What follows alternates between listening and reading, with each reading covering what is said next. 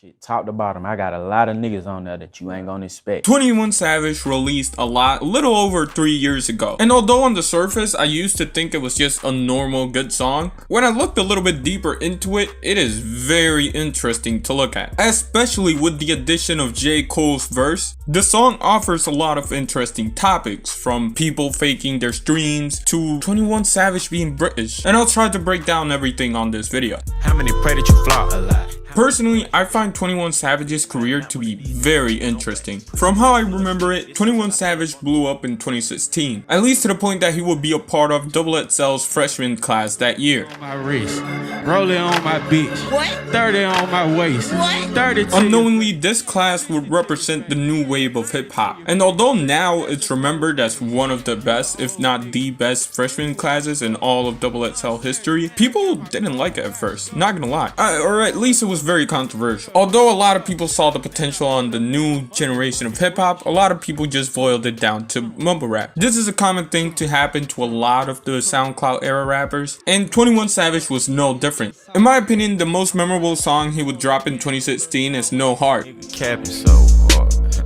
Personally, what made this song special for me was that it sounded like 21 Savage deadass did not care. Not necessarily that he didn't care for the song, but he didn't care what you thought of him.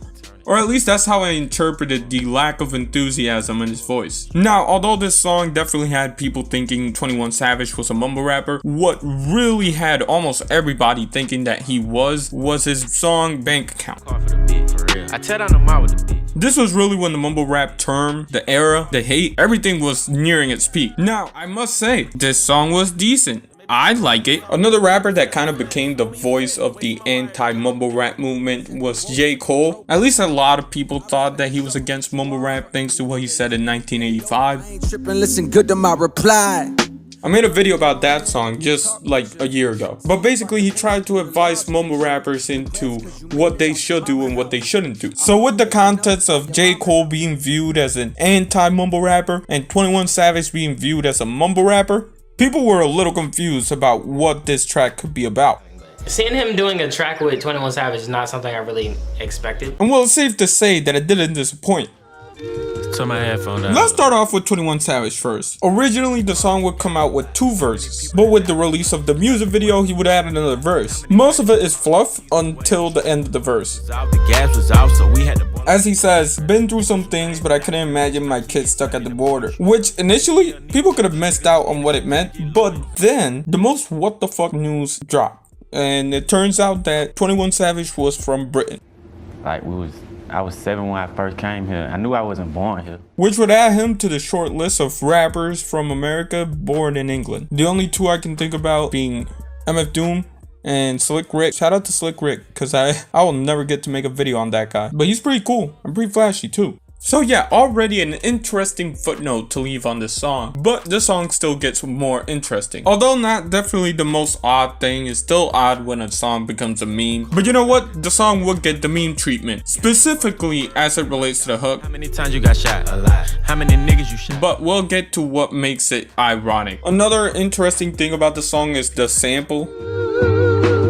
What's interesting is that this comes from the group East of Underground. What makes it really noteworthy though is that the group members would be comprised of people that were stationed in Germany. In 1971 though, it wasn't during World War II, just the Vietnam War. Now we're ready to go into J. Cole's verse. This verse was so interesting that originally I was only gonna break down this verse. He starts off the song by calling out the industry of rappers that were faking their streams. How many faking their streams? Which is very interesting, not gonna lie. But the next set of bars is what makes it extra funny. Some niggas make millions, other niggas make memes. What makes it ironic for me is that basically the bar is get your money up, not your funny up. The funny thing being that this song would go viral on TikTok because it became a meme. And even outside of TikTok, this line in specific would become a big meme as well. So kind of a useless fact, but still, it adds to the song's oddity. I'm gonna skip a good chunk of the verse because I don't think it's worth analyzing. Like, yeah, the bars are good, but